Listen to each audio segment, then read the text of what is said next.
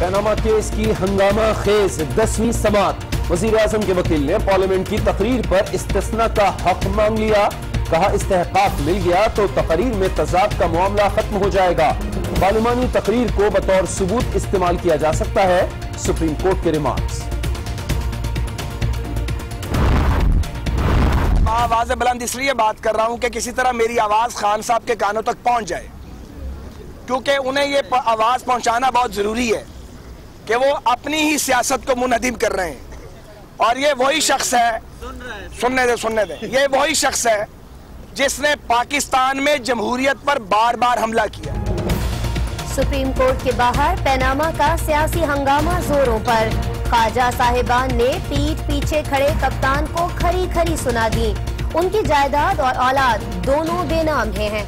इमरान की सियासी जिंदगी की रमक बाकी नहीं रहेगी।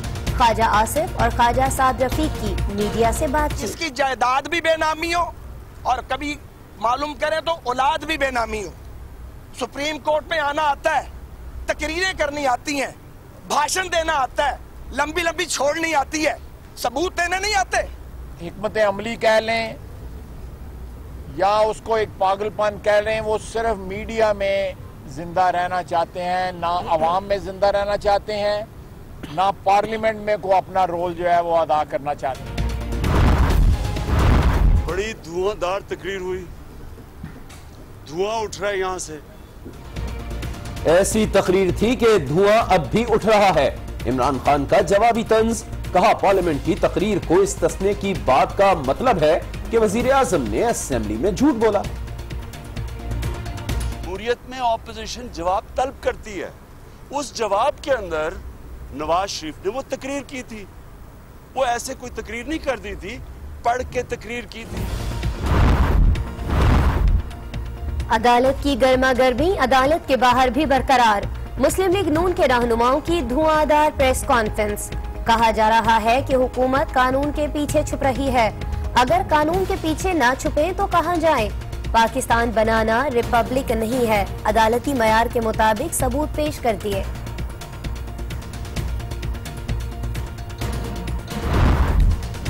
इम्यूनिटी मांगने का मकसद यह है कि कुछ है, जब वो अपने आप कहता है मैं मुजरिम नहीं हूं, मैंने कोई गुनाह नहीं किया है, तो इम्यूनिटी मांगने की जरूरत नहीं है, मेरिट में जो हो।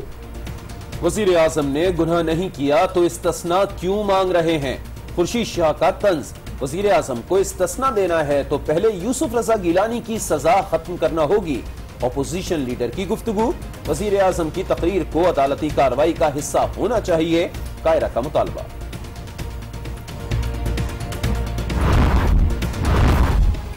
अरकान पार्लियामेंट को इस्तिस्ना हासिल है, मगर कुछ शराइत भी हैं। बारी आने पर आर्टिकल 248 से मुतालिक बात करेंगे। नईम बुखारी की आज न्यूज से खुसूसी गुफ्तगू। आर्टिकल 66 इतना वाइडली वर्डेड नहीं है कि ये क्राइम भी प्रोटेक्ट करे, और ये आप प्रोटेक्शन दे रहे हो to corruption and corrupt practices. अदलिया मेरे एतराफी बयान के तमाम इल्जामात मुस्तरद कर चुकी। झूठे इल्जामात दोहराए जा रहे हैं।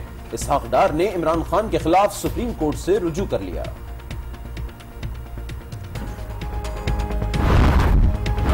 Words about my country, Pakistan and the region, we were having around 150 odd incidents a month, and from that we came down to a single figure in 2016, and now with the help of God Almighty we have one odd incident in 1 or 2 months.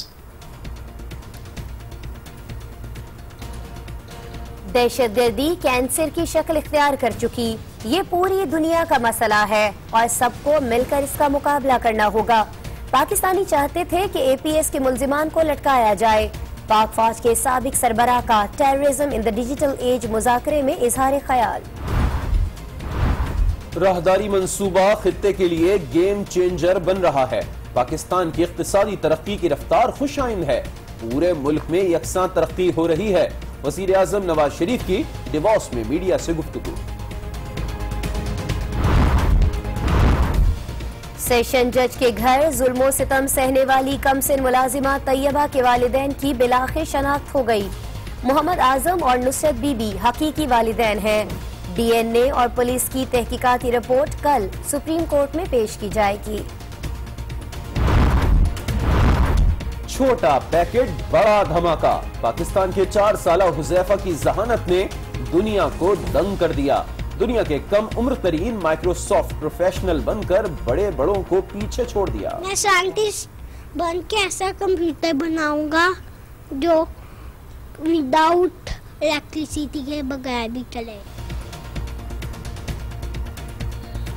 माँ बाप खुशी से निहाल, बेटे के लिए हर लम्हा दुआ गो। उस्ताद का भी इजहार मुसर्रत। हुकूमत की सरपरस्ती न होने का आपको शिकवा। हम बुलाएंगे, हम आपको ऑथेंटिकेट कर रहे हैं, लेकिन वादों के बावजूद जो है और कई मरतबा हमें टाइम देने के बावजूद आज तक नहीं बुलाया गया। उम्मीद थी कि जहन अच्छा इंशाल्लाह आगे जाएगा, लेकिन इतनी आगे जाएगा ये नहीं कभी सोचा। अहमद के इलाज के लिए $2.5 लाख से जायद की रकम अमरीकी अस्पताल को भिजवा दी गई। बच्चे को वालिदैन समेत अमरीका भेजा जाएगा। तर्जुमान वजीर आला सिंध की तस्दीक। केयर के तकरीबन 1 करोड़ 30 लाख रुपए चाहिए और फॉलो अप विजिट के पैसे अलग चाहिए, जो एक विजिट के $900 वो डॉक्टर लेगा। अमरीका का टिकट कौन देगा? खाने पीने के अखराजात का क्या होगा? चक्कर लगा लगा कर जूते घिस गए हैं, कोई बात सुनने को तैयार नहीं। वालिद की दुहाइयां। मेरा बच्चा मजबूर हो गया इनकी गलती की वजह से, और मुझे सारी जिंदगी का रोग मेरे बच्चे को लग गया। कल को उसने बड़ा होना है, कल को उसने जवान होना है, कोई मेहनत करनी, कोई मजदूरी करनी, वो तो किसी जोगा नहीं ना रहा। लाहौर के गंगाराम अस्पताल में 8 दिन के बच्चे का हाथ जल गया। ये तो इन्फेक्शन है। डॉक्टर्स ने नौमौलूद की 3 उंगलियां काट दी। तहकीकात के लिए कमेटी बना दी। एमडी चिल्ड्रन अस्पताल का दावा। कहां जाएं, किससे फरियाद करें? वालिदैन बेबसी की तस्वीर। मुआशरती बिगाड़ का एक और सबूत सामने आ गया। सबक याद न करने पर क्यों डांटा? गुजरांवाला में तालिबे इल्म ने उस्ताद पर गोली चला दी।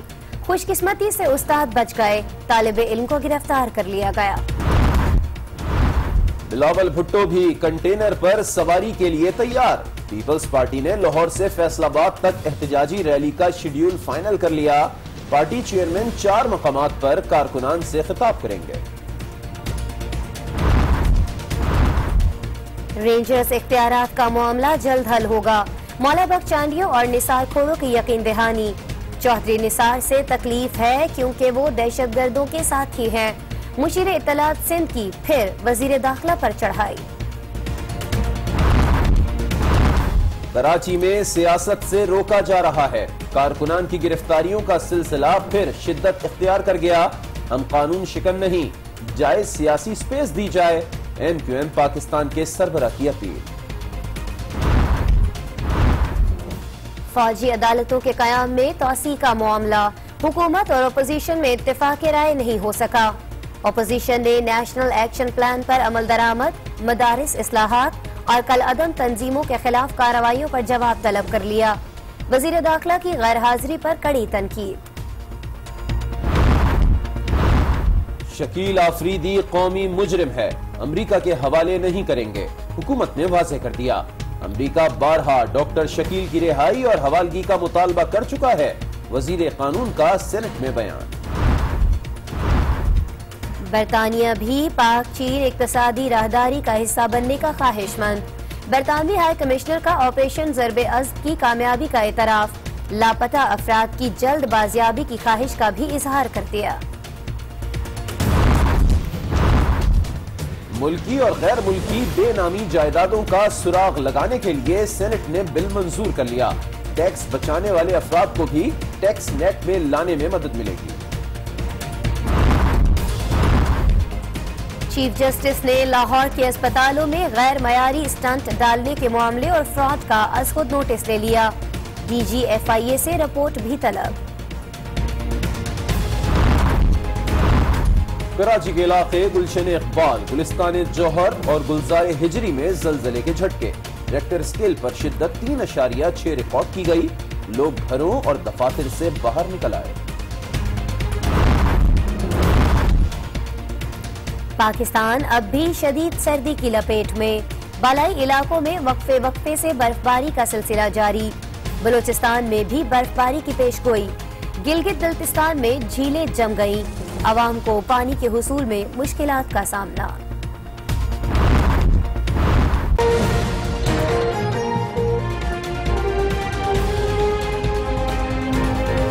अस्सलाम वालेकुम नाज़रीन, आज 9 बजे के साथ मैं हूँ आसमा इकबाल और मैं हूँ अली आबिद। बुलेटिन में बात होगी पैनामा केस की भी, लेकिन इब्तिदा में आपको लिए चलते हैं डिवोर्स, जहां वर्ल्ड इकोनॉमिक फोरम का इजलास जारी है। डिजिटल अहद में दहशतगर्दी के मौजू पर मुज़ाकरात हो रहे हैं और जनरल राहील शरीफ रिटायरमेंट के बाद पहली मर्तबा किसी बड़े मुज़ाकरे में शरीक हैं। उन्होंने क्या गुफ्तगू की है, आपको सुनवाते हैं।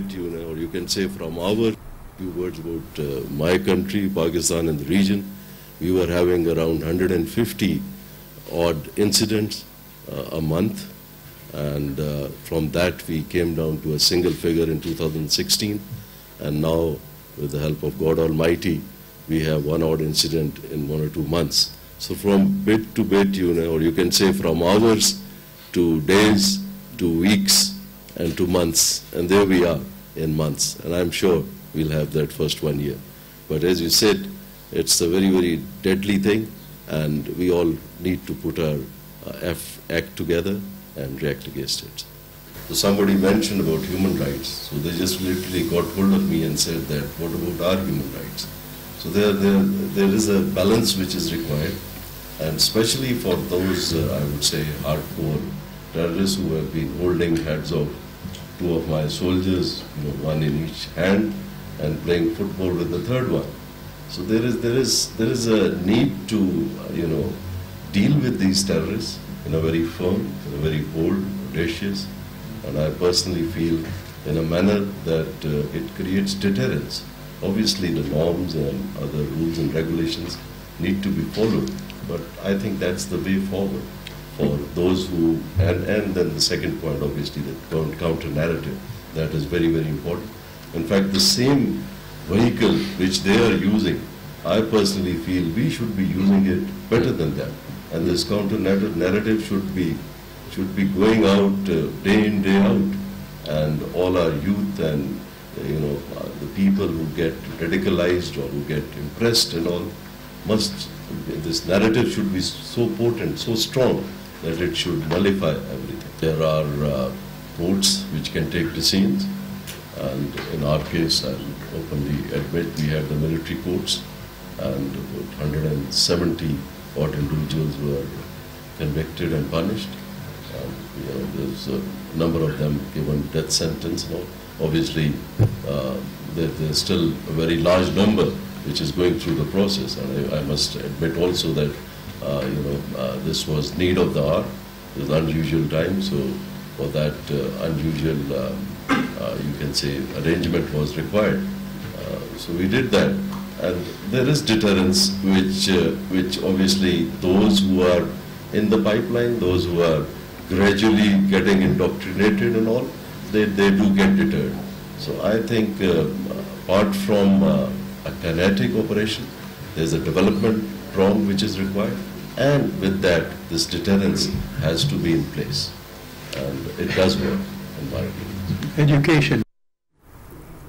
डिवोर्स में वर्ल्ड इकोनॉमिक फोरम का इजलास हुआ और इस इजलास में एक अहम मौजू पर यानी डिजिटल अहद में दहशतगर्दी के मौजू पर मुज़ाकरा किया गया था। इस मुज़ाकरे की अहम बात यह थी कि इसमें राहील शरीफ ने अपने रिटायरमेंट के बाद पहली दफा शिरकत की और इस दौरान उन्होंने गुफ्तगू करते हुए कहा कि उन्हें सानहा APS का सामना करना पड़ा और इस सानहे में 135 बच्चे शहीद हुए थे। पूरा पाकिस्तान चाहता था कि मुल्जिमान को लटकाया जाए, उन्हें फांसी दी जाए, उन्हें सजा दी जाए, लेकिन जज्बात अपनी जगह और हुकूक इंसानी का ख्याल रखना भी जरूरी था। इसलिए राहील शरीफ कहते हैं कि ज़रबे अज़्ब के दौरान हर मुमकिन एहतियात की गई। इंटेलिजेंस शेयरिंग निहायत अहम है और शुरका की इंटेलिजेंस शेयरिंग पर राहील शरीफ ने हिमायत का इजहार किया है और साथ ही साथ उन्होंने कश्मीर और फलस्तीन तनाज़ात के बारे में ये कहा कि इनका हल अमन से निकालना होगा। अभी आपको डिवोर्स से ही एक और अहम खबर देते हैं कि वजीर आजम नवाज शरीफ भी आलमी इक्तिसादी फोरम के इजलास में शिरकत के लिए डिवोर्स में मौजूद हैं।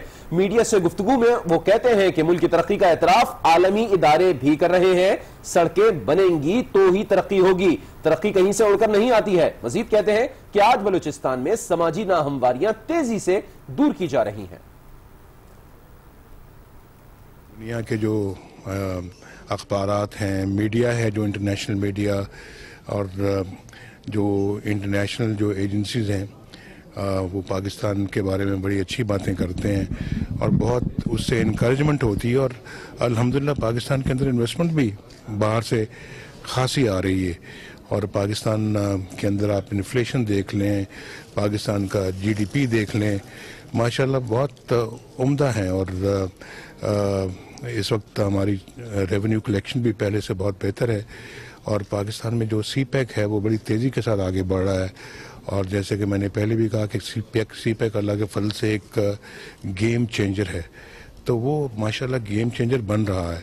और फिर पाकिस्तान ये तरक्की जो है ये पाकिस्तान के हर इलाके में यकसा तौर पे हो रही है, चाहे वो बलूचिस्तान है, चाहे वो KPK है, या सिंध है, पंजाब है, AJK है, या गिलगित बल्तिस्तान है। तो ये सब जगह पे माशाल्लाह तरक्की के असरात पहुंचे।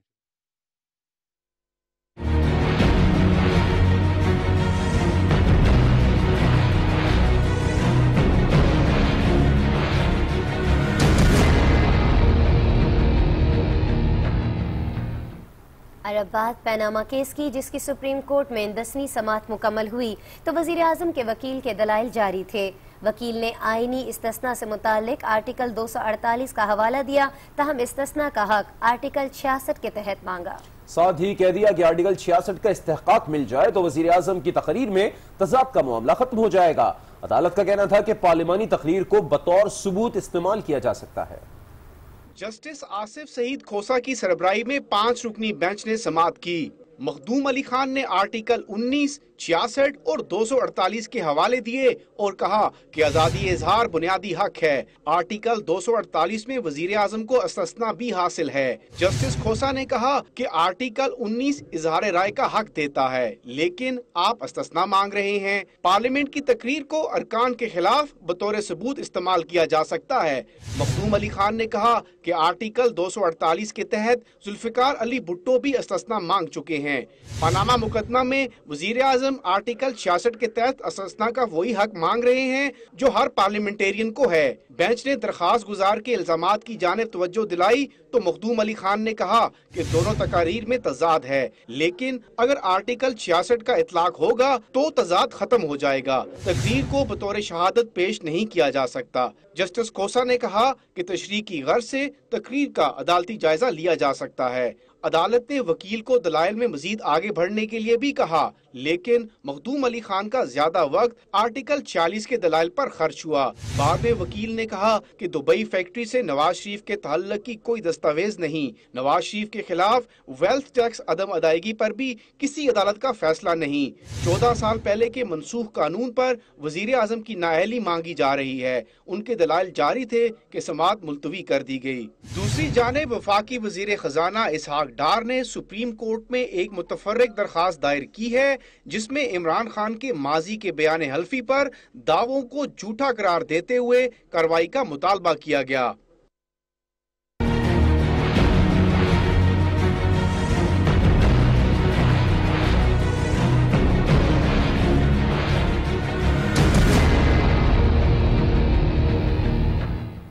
और पैनामा मुकदमे का सियासी हंगामा आज सुप्रीम कोर्ट के बाहर भी खूब हुआ।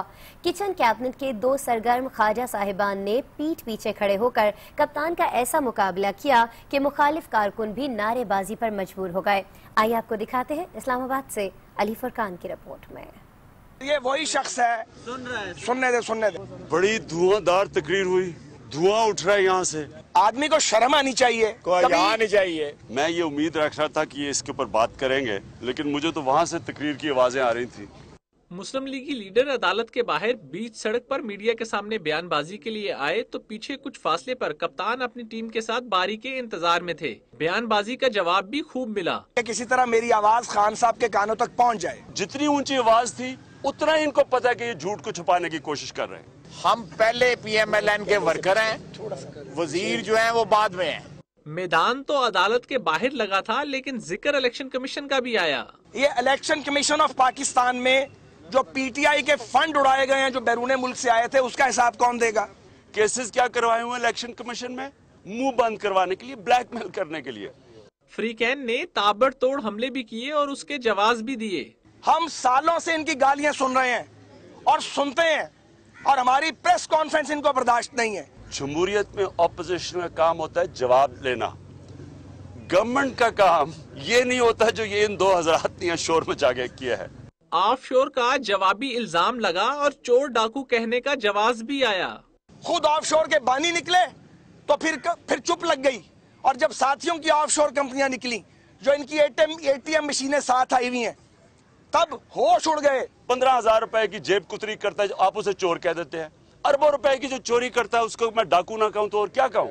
कायदीन की तकरार पर पैदा होने वाली तलखी का असर साथ खड़े दोनों के सियासी कारकुनों पर भी हुआ, लेकिन हालात काबू में रहे। अली फुरकान, आज न्यूज, इस्लामाबाद। पैनामा केस के बाद आगे बढ़ेंगे, दीगर खबरें शामिल करेंगे और एक और केस की बात करेंगे। तशद्दुद का शिकार होने वाली तैयबा के वालिदैन की शनाख्त हो गई है। National forensic science agency Islamabad की रिपोर्ट के मुताबिक मोहम्मद आजम और नुसरत बीबी ही तैयबा के हकीकी वालिदैन हैं, जबकि DIG ऑपरेशन काशिफ आलम ने भी मामले की तहकीकाती रिपोर्ट तैयार कर ली है।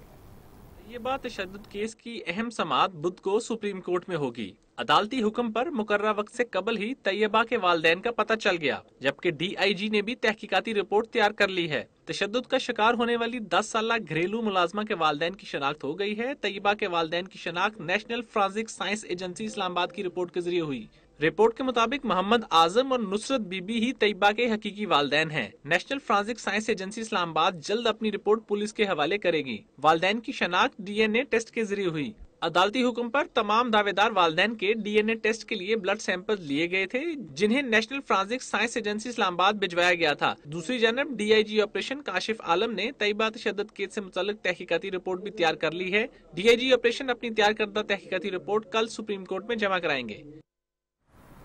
नाज़रीन, लाड़काना कैडेट कॉलेज का तालिब इल्म अहमद 2 महीने गुजरने के बाद भी बैरून मुल्क इलाज के लिए नहीं जा सका है। अहमद के वालिद कहते हैं कि वालिदा को वीज़ा नहीं दिया गया, जबकि अमरीका में क़याम के अखराजात का भी नहीं बताया जा रहा।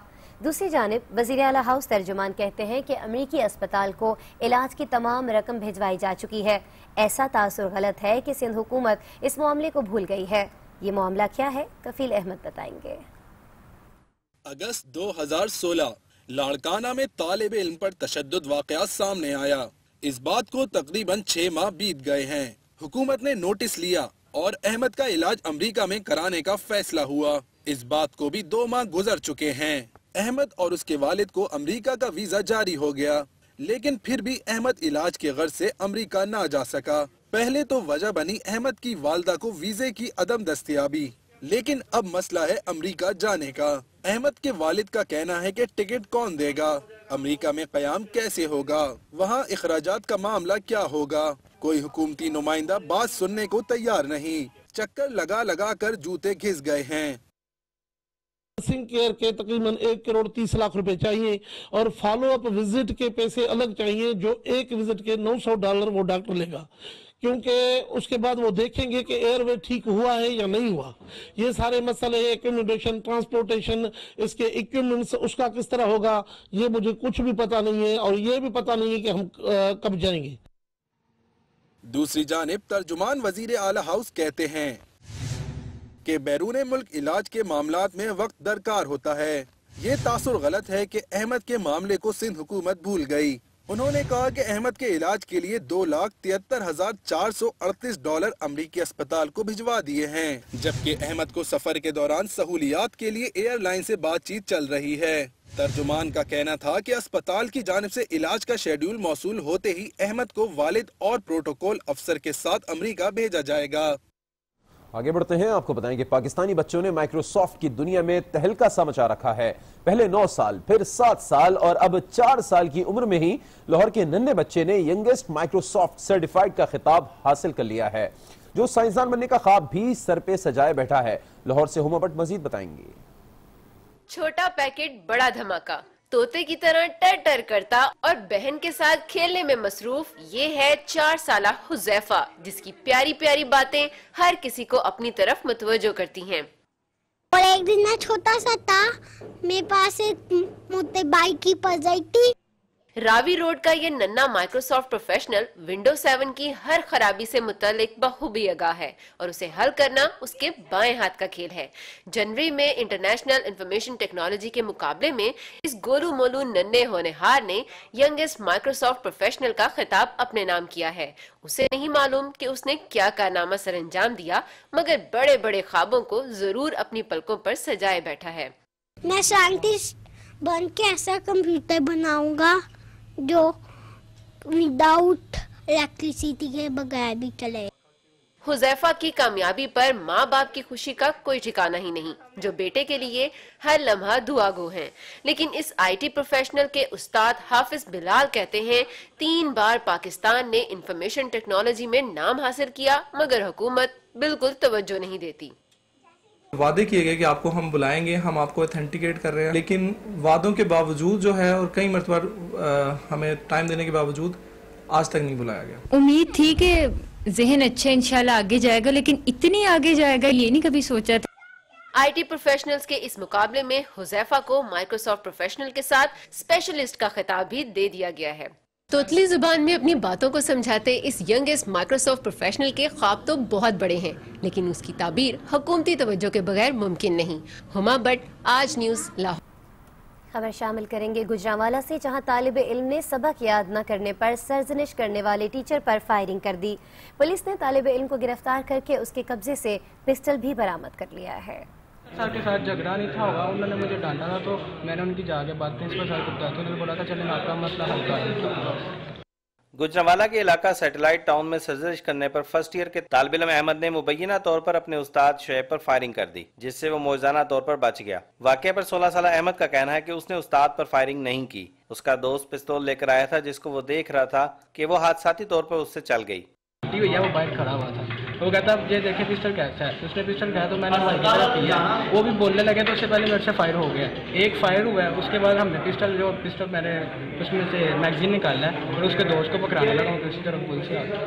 थाना सैटेलाइट टाउन पुलिस ने तालिब इल्म को हिरासत में लेकर थाने मुंतकिल करके उसके कब्जे से पिस्तौल भी बरामद कर लिया है। पुलिस हुकाम का कहना है कि वाकये की तहकीकात शुरू कर दी गई हैं। ब्रेक के बाद आगे देखिए। अस्पतालों से मसीहाई गायब, बिछड़े बच्चों की वालिदैन से मुलाकात।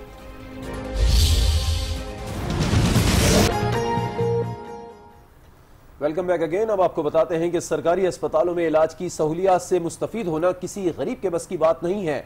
लाहौर की फैमिली नौमौलूद के इलाज की खातिर 4 अस्पतालों के चक्कर लगाने के बाद डॉक्टर्स की मुबैना गफलत से जिगर गोशे की 3 उंगलियां भी कटवा बैठी है। लेकिन डॉक्टर्स ये कहते हैं कि ये तो इन्फेक्शन है, 2 उंगलियां बचाने की कोशिश करेंगे।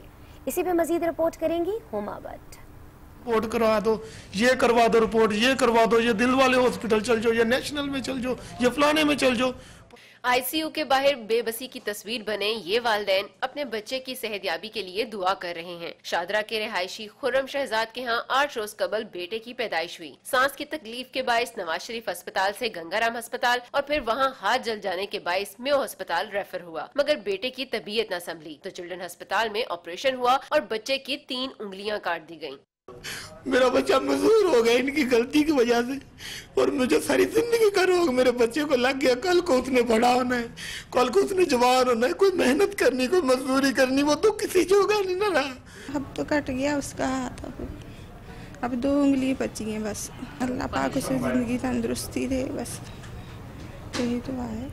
वालिदैन तो गम से निढाल हैं और बेटे की माजूरी पर खून के आंसू रो रहे हैं, मगर चिल्ड्रन अस्पताल के एमडी डॉक्टर एहसन वहीद राठौर कहते हैं वाकया इन्फेक्शन फैलने से हुआ है, लेकिन तहकीकात के लिए कमेटी तश्कील दे दी गई है। एक बोर्ड बनाया जिन्होंने पूरा मुआयना किया और उनका फिर ये था कि जी कि ये गैंग्रीन है, और से बच्चा क्योंकि नेचुरली एक स्ट्रेस में है, उम्र कम है, मौसम है, और ये सारा उसने जो है सर्जरी का भी ट्रॉमा लिया है, तो अभी तक तो स्टेबल है।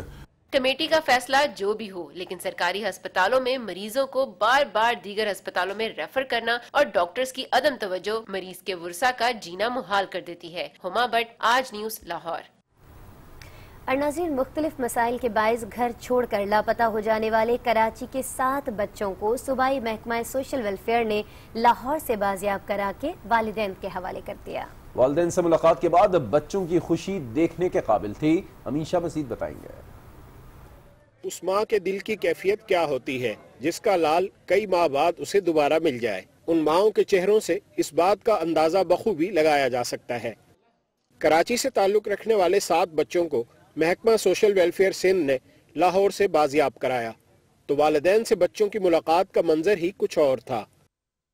और हमारी NGO है जो सोशल वेलफेयर डिपार्टमेंट के साथ मिल के काम करती है, तो हमने मिल के एक एफर्ट की थी है अपने सिंध के लिए और सिंध के बच्चों के लिए।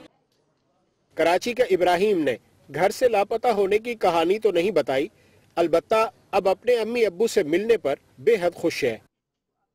मैं आप ही ऐसे गुम हो गया था ट्रेन के अंदर, पता नहीं कैसे बैठ गया था। वहाँ से ट्रेन वालों ने पुलिस वाले के हवाले किया, पुलिस वालों ने फिर मेरे को लाहौर भेज दिया।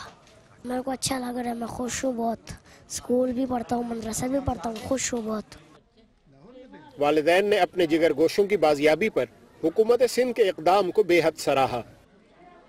ये घर से सुबह निकले तो शाम को नहीं आया, गायब हो गया। तो फिर कोई बस में चढ़ा, कराची आया, कराची से ट्रेन में चढ़ के लाहौर चला गया। तकरीबन 11 महीने से गुम था। 2 साल बाद मिला है। मार्केट से मैं काम करना, किताब बेचा, अखबार हमारा, उसका वजह गुम हो गया। हाँ, 2 साल बाद मुझे वापस मिल गया। महकमा सोशल वेलफेयर सिंध ने 1 साल के दौरान घरों से भागे हुए 35 बच्चों को तलाश करके वालिदैन के हवाले किया है। अमीन शाह, आज न्यूज, कराची।